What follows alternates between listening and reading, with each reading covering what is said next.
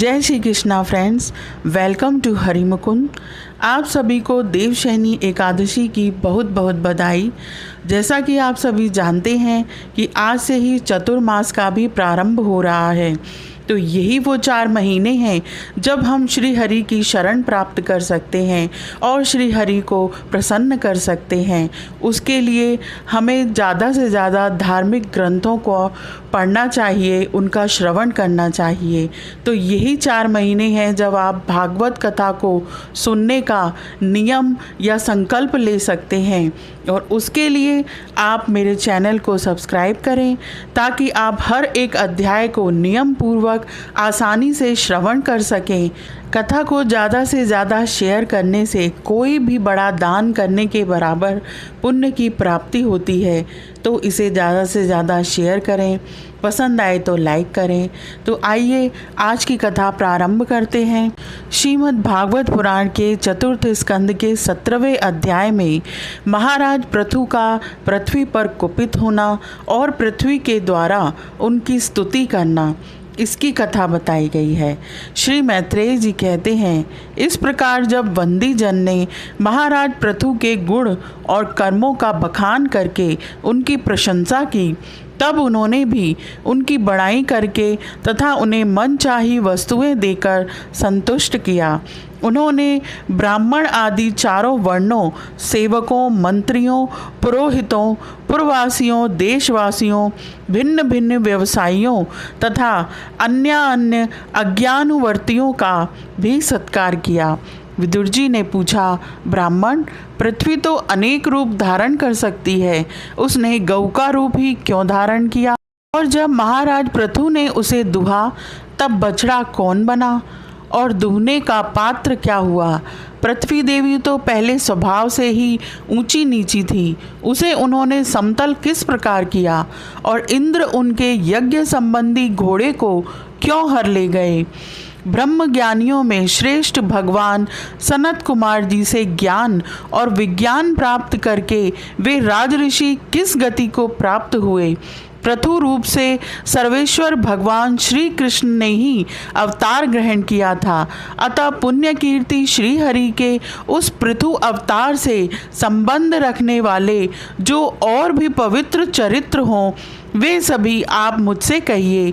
मैं आपका और श्री कृष्णचंद्र का बड़ा अनुरक्त भक्त हूँ। श्री सूत जी कहते हैं, जब विदुर जी ने भगवान वासुदेव की कथा कहने के लिए इस प्रकार प्रेरणा की, तब श्री मैत्रेय जी प्रसन्न चित्त से उनकी प्रशंसा करते हुए कहने लगे। श्री मैत्रेय जी ने कहा, विदुर जी, ब्राह्मणों ने महाराज पृथु का राज्याभिषेक करके उन्हें प्रजा का रक्षक उद्घोषित किया। इन दिनों पृथ्वी अन्नहीन हो गई थी, इसलिए भूख के कारण प्रजाजनों के शरीर सूख कर कांटे हो गए थे। उन्होंने अपने स्वामी पृथु के पास आकर कहा, राजन, जिस प्रकार कोटर में सुलगती हुई आग से पेड़ जल जाता है, उसी प्रकार हम पेट की भीषण ज्वाला से जले जा रहे हैं। आप शरणागतों की रक्षा करने वाले हैं और हमारे अन्नदाता प्रभु बनाए गए हैं, इसलिए हम आपकी शरण में आए हैं। आप समस्त लोगों की रक्षा करने वाले हैं, आप ही हमारी जीविका के भी स्वामी हैं। अतः राजराजेश्वर, आप हम क्षुधा पीड़ितों की शीघ्र ही अन्न देने का प्रबंध कीजिए। ऐसा न हो कि अन्न मिलने से पहले ही हमारा अंत हो जाए। श्री मैत्रेय जी कहते हैं, प्रजा का करुण क्रंदन सुनकर महाराज पृथु बहुत देर तक विचार करते रहे। अंत में उन्हें अन्नाभाव का कारण मालूम हो गया। पृथ्वी ने स्वयं ही अन्न एवं औषधि आदि को अपने भीतर छुपा लिया है। अपनी बुद्धि से इस बात का निश्चय करके उन्होंने अपना धनुष उठाया और त्रिपुर विनाशक भगवान शंकर के समान अत्यंत क्रोधित होकर पृथ्वी को लक्ष्य बनाकर बाण चढ़ाया। उन्हें शस्त्र उठाए देख पृथ्वी कांप उठी, और जिस प्रकार व्याध के पीछा करने पर हिरणी भागती है, उसी प्रकार वह डरकर गौ का रूप धारण करके भागने लगी। यह देखकर महाराज महाराज पृथु की आंखें क्रोध से लाल हो गईं। वे जहाँ जहाँ पृथ्वी गई वहाँ वहाँ धनुष पर बाण चढ़ाए उसके पीछे लगे रहे। दिशा विदिशा, स्वर्ग, पृथ्वी और अंतरिक्ष में जहाँ जहाँ भी वह दौड़कर जाती वहीं उसे महाराज पृथु हथियार उठाए अपने पीछे दिखाई देते। जिस प्रकार मनुष्य को मृत्यु से कोई नहीं बचा सकता, उसी प्रकार उसे त्रिलोकी में वेन पुत्र पृथु से बचाने वाला कोई भी न मिला। तब वह अत्यंत भयभीत होकर दुखित चित्त से पीछे की ओर लौटी और महाभाग पृथु जी से कहने लगी, धर्म के तत्व को जानने वाले शरणागत वत्सल राजन, आप तो सभी प्राणियों की रक्षा करने में तत्पर हैं। आप मेरी भी रक्षा कीजिए। मैं अत्यंत दीन और निरपराध हूँ। आप मुझे क्यों मारना चाहते हैं?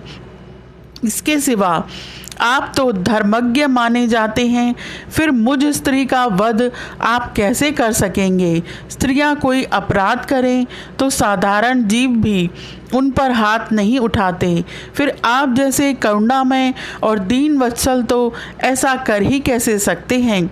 मैं तो एक सुदृढ़ नौका के समान हूँ। सारा जगत मेरे ही आधार पर स्थित है। मुझे तोड़कर आप अपने को और अपनी प्रजा को जल के ऊपर कैसे रखेंगे? महाराज पृथु ने कहा, पृथ्वी, तू मेरी आज्ञा का उल्लंघन करने वाली है। तू यज्ञ में देवता रूप से भाग तो लेती है, किंतु उसके बदले में हमें अन्न नहीं देती। इसलिए आज मैं तुझे मार डालूंगा। तू जो प्रतिदिन हरी हरी घास खा जाती है और दूध नहीं देती, ऐसी दुष्टता करने पर तुझे दंड देना अनुचित नहीं कहा जा सकता। तू ना समझ है, तूने पूर्व काल में ब्रह्मा जी के उत्पन्न किए हुए अन्न आदि के बीजों को अपने में लीन कर लिया और अब मेरी भी परवाह ना करके उन्हें अपने गर्भ से निकालती नहीं। अब मैं अपने बाणों से तुझे छिन्न भिन्न कर तेरे मेदे से इन क्षुधातुर और दीन प्रजाजनों का करुण क्रंदन शांत करूँगा।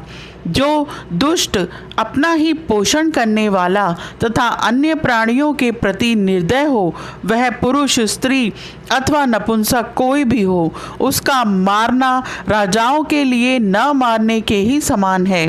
तू बड़ी गर्वीली और मदोन्मत्ता है। इस समय माया से ही यह गौ का रूप बनाए हुए है।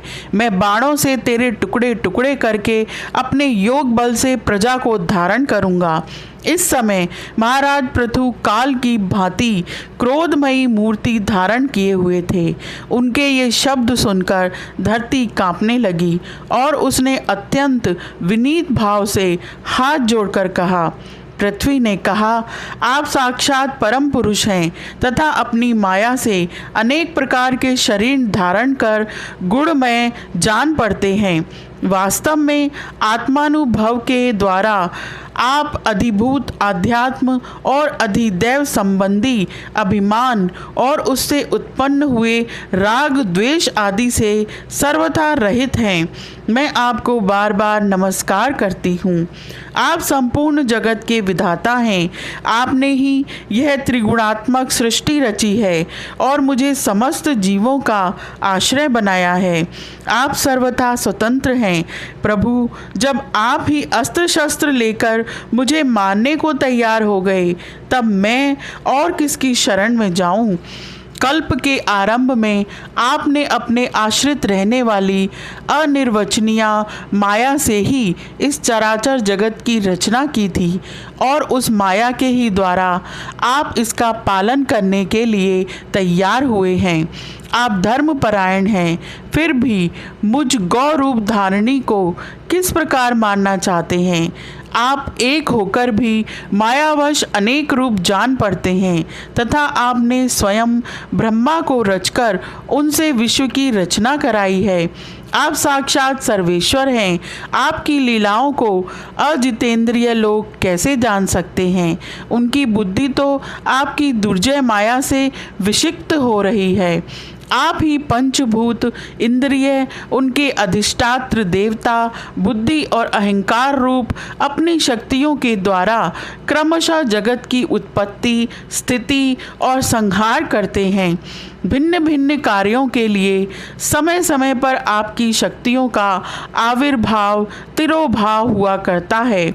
आप साक्षात परम पुरुष और जगत विधाता हैं। आपको मेरा नमस्कार है। आप ही अपने रचे हुए भूत, इंद्रिय और अंतःकरण रूप जगत की स्थिति के लिए आदि वराह रूप होकर मुझे रसातल से जल के बाहर लाए थे। इस प्रकार एक बार तो मेरा उद्धार करके आपने धराधर नाम पाया था।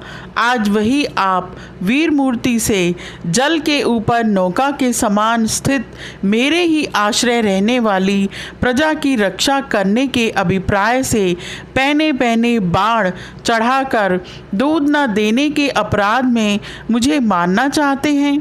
इस त्रिगुणात्मक सृष्टि की रचना करने वाली आपकी माया से मेरे जैसे साधारण जीवों के चित्त मोहग्रस्त हो रहे हैं।